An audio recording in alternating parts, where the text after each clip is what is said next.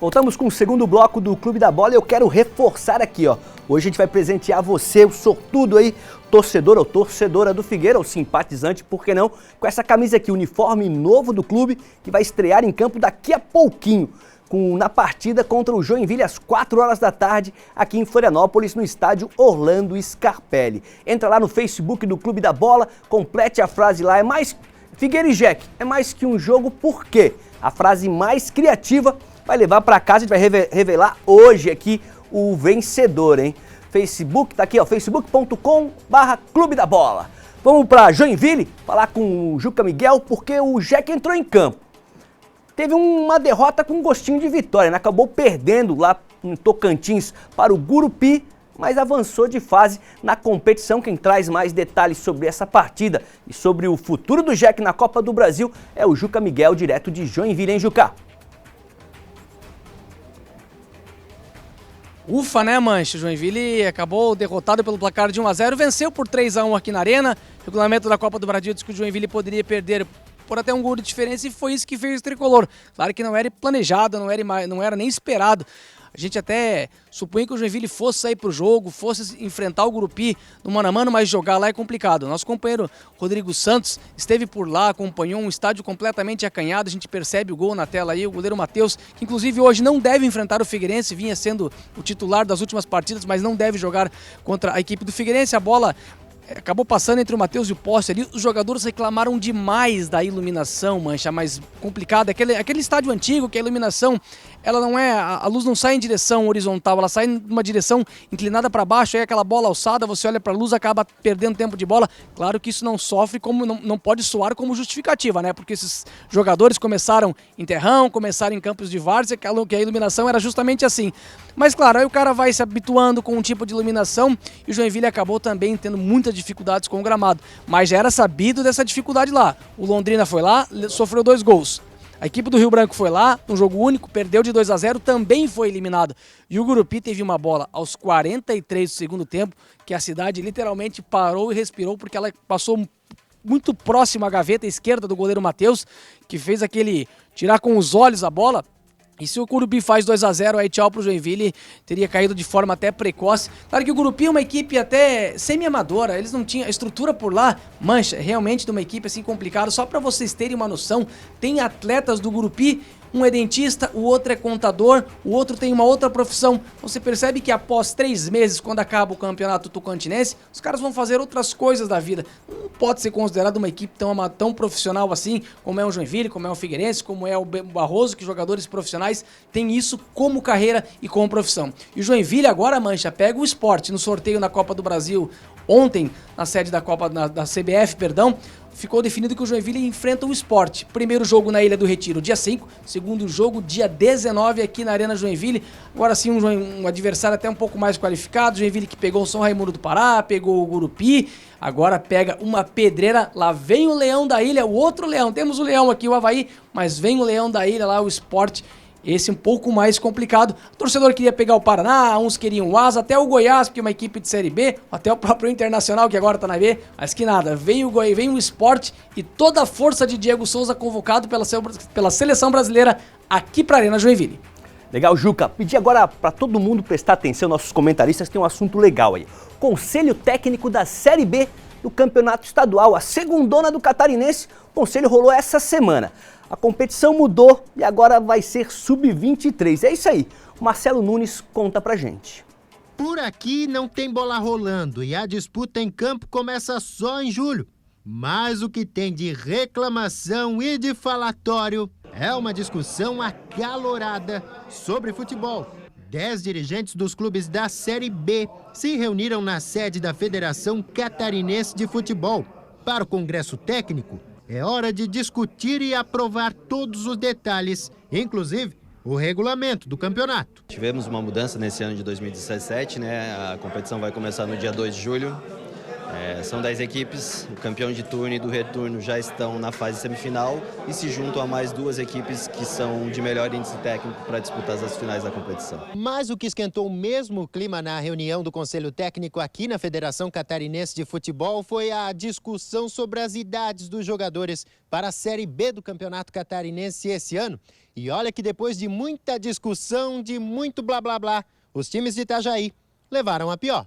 O ponto alto do falatório foi a idade dos atletas. Enquanto o Barra liderava a discussão por uma competição sub-23, o Marcílio Dias era contra. A decisão, então, teve a emoção dos pênaltis e foi parar no voto 7-3. Com isso, a Série B 2017 vai ter equipes com elenco de até 23 anos de idade, com apenas 5 jogadores acima desse limite permitidos por time. Nós temos que realmente fomentar isso nesses jogadores da base, valorizar, porque se eles são profissionalizados, eles têm que dar uma sequência na carreira também. Na verdade, teve uma reunião anterior a essa, né, que o Camboriú foi voto vencido também, nós éramos a favor de liberar, né? O Marcílio também era a favor de liberar, mas foi um voto vencido, então nós concordamos com a maioria. O recém-promovido Atlético Itajaí e os tradicionais Hercílio Luz e Marcílio Dias foram os votos vencidos e que deixaram a federação visivelmente contrariados. Isso é um retrocesso para o futebol catarinense. Eu acho que a gente estava evoluindo bem, acho que a gente estava indo num caminho de subida e essa questão eu acho que levou o futebol catarinense da Série B para o nível mais baixo. Para vocês terem uma noção, a Série C não tem essa exigência. A nova Série B catarinense começa no dia 2 de julho. A tabela de jogos deve ser divulgada nos próximos dias. Campeão e vice vão disputar a elite do estadual em 2018. Tá aí. Vamos fazer um giro rápido para pegar a opinião de todo mundo. A gente começa com o Fábio aqui no estúdio. O Lucas, presidente do Marcílio, usou a palavra retrocesso. Você acha um retrocesso equipes sub-23? Eu não vejo nem como retrocesso, eu vejo como uma atitude polêmica, uma decisão polêmica. Por que polêmica? Porque são times profissionais. Né? Então você mantém os times profissionais como estão agora e faz um campeonato sub-23 paralelo, como tinha antigamente o titular e o aspirante. Só para completar a informação, eu conversei com 2 pessoas, conversei com o Amaro, presidente do Guarani, como o Guarani é clube formador, claro que ele foi favorável à ideia porque ele é clube formador. Falei com o Atos, jogador que jogou na Chapecoense, jogou no Criciúma, jogou no Inter de Lages, o veterano Atos, ele está indignado, porque ele acha que vai aumentar o número de jogadores desempregados no segundo semestre. Então, é um assunto polêmico. Vamos para Chapecó. Badá, o que você achou dessa nova segundona estadual, hein? Eu achei uma bobagem esse critério aí. Não vejo por quê. Eu acho que não é justo, não é correto. Os clubes têm que estar livre à vontade para escrever jogadores com a idade que for. Quem quiser colocar só menino de 23 anos para jogar, coloca. Agora os outros que querem contratar mais jogadores acima de 23 anos têm que ter esta liberdade. Então, para mim, eu acho que foi uma atitude equivocada de quem tomou esta decisão. Vou falar com o Emerson tem 22, poderia jogar, hein, Emerson, nesse campeonato, hein? O que você achou? Mancha, eu vou concordar ali, eu acho que é um retrocesso, porque nós temos muitos jogadores que ficam desempregados depois do Campeonato Catarinense, aqueles atletas que acabam não virando protagonistas, não são contratados pelos grandes e ficam aqui na região. Muitos atletas vão ficar desempregados. E até traçando um paralelo ali com a terceira divisão, o torcedor do Blumenau tem cobrado da gente, fala do Beck no Clube da Bola, não é o tradicional, não é o original, mas é o Blumenau, tem as cores, tem o escudo, tem ainda os torcedores aqui na cidade. Ele vai participar da terceira divisão a partir do dia 21 de maio, inclusive estreia contra o Joinville, contra o Fluminense, lá na cidade de Joinville. E ali você pode usar até 3 jogadores acima de 23 anos. Nesse caso da segunda divisão, são apenas 5, eu acho, por isso está o berreiro aí, o pessoal está vendo acima de tudo. É o lucro para gastar menos na hora da folha e visando também no futuro negociação de jogadores. E a opinião do Juca lá em Joinville? Juca concordou aí com essas mudanças da segundona? Já levantamos outra questão aqui, né? Muita gente desempregada no segundo semestre. Vou dizer pra ti, Mancha, não é um retrocesso, é um baita retrocesso fazer isso. Como que você vai pegar um time profissional e aí você vai pegar para o Marcílio, que é um time tradicional, você pega até o próprio Camboriú, que vinha crescendo aí no cenário estadual, buscando algo até mais interessante no cenário nacional, aí você vai dizer para esses caras que mantêm um elenco aí profissional, ó, a gente só pode colocar 5 para jogar, o resto você dispensa, e aí enche o sindicato dos atletas aí de jogadores, aí os caras ficam todos desempregados. Eu concordo com o Fábio, se o time quer usar, se o Guarani quer um clube formador, quer usar os seus jogadores, beleza, vai lá e coloca o Sub-23, coloca em outras equipes, mas não torna um campeonato deficitário, não torna um campeonato com menos visibilidade fazendo uma bobagem dessa. Vamos supor que de repente o Avaí, acontece o que aconteceu com a Chapecoense acho que em 2010, 2011, que quando caiu, aí o Ibirama desistiu, a Chapecoense voltou pela janela e disputou o estadual. Você já imaginou se dá uma zebra a Chapecoense, o Joinville, o Figueirense, o Avaí, cai para uma Série B, ano que vem aí faz o que no primeiro semestre? Joga os atletas lá, manda para Venezuela, manda para o Árabe, manda para Zâmbia. Então isso é um retrocesso. Aliás, a nossa Federação Catarinense é uma das piores federações do Brasil. Não ajuda em absolutamente nada. Pega a Federação Gaúcha, ajuda os clubes menores. Pega a Federação Paulista, a Federação Carioca. Aqui falta muito prestígio da nossa federação para os clubes menores. O Juca te provocou, hein, Badá? Te provocou ali, entrou pela janela. O problema não é a Chapecoense, o problema é o Atlético de Ibirama. Ele Entrou, tem que né, chorar as pitangas lá com o Ares Marchetti, que andou desistindo de novo, né? Agora tem que ter competência. Os caras desistiram, a Chapecoense permaneceu, foi lá e ficou campeão no ano seguinte. Agora tem clube que faz 20 anos aí, que tá na primeira divisão e não consegue ficar campeão estadual. Daí querem o quê? Quer reclamar? Mas caiu, tem que jogar a segundona, né? Não, caiu, tem que jogar a segundona, Badá, não pode voltar no mesmo ano. Senão, aí a Chapecoense cai na Série A e volta pra Série A ano que vem. Tá errado, hein? O Joinville assinou o regulamento, fala com o teu dirigente aí, fala com os teus presidentes aí, diz pra eles não assinar o regulamento, então. Pra gente fechar esse assunto, o Marcelo, que fez a matéria, acompanhou a reunião e dentre os clubes ali da segundona, talvez o Marcílio seja o mais tradicional, que mais frequentou a primeira divisão e com certeza não gostou do que foi combinado lá, né, Marcelo? Rapidinho. Com certeza não, e com certeza é o mais prejudicado, né? Porque o Marcílio Dias tem essa pressão de voltar para a primeira divisão. Ano passado já estava na segundona, fez uma segunda divisão ridícula. A pressão para cima dessa nova diretoria que é comandada pelo Lucas Brunet aí tá muito forte, tá muito alta, e o Marcílio chiou muito. E conversando com alguns dirigentes, né, os que foram favoráveis a que a competição tivesse idade profissional, 2 constatações a gente conseguiu fazer. Uma foi essa, então que cada equipe, principalmente o Barra, aqui de Balneário Camboriú, que é uma equipe formadora, que quer colocar seus garotos para jogar, que coloque, que joguem com os elencos sub-23, mas que deixem a idade livre. E outro questionamento que se fez é o seguinte, né? É claro que a decisão ali foi dos clubes, foi do Congresso Técnico, do Conselho Técnico, mas o que os dirigentes comentaram é o seguinte: se o Delfim de Pádua Peixoto Filho estivesse vivo ainda, ele deixaria isso adiante? Ele não daria um tapa na mesa, não tocaria aquela sineta dele que ele costumava tocar ali e mudaria a história desse campeonato? Uma grande interrogação que fica também, né? Alô, doutor! Alô, doutor!